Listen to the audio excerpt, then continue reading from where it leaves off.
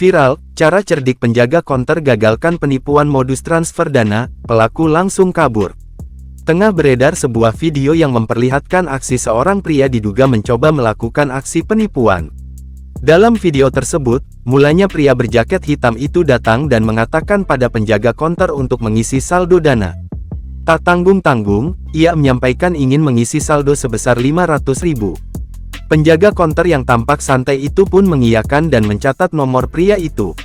Lalu, ia meminta bayaran senilai 505.000. Sang pria pun mengatakan bahwa ia telah mentransferkan uang pembayaran tersebut. Namun, sang penjaga konter dengan tegas membantah dan mengatakan bahwa uang tersebut belum masuk. Ia pun menambahkan bahwa tidak akan melakukan transaksi sebelum menerima uang itu.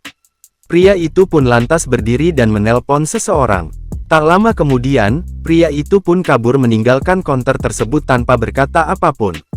Diketahui, video tersebut viral usai diunggah dalam akun TikTok @iwaksapat_02, pada Rabu tanggal 24 Januari tahun 2024.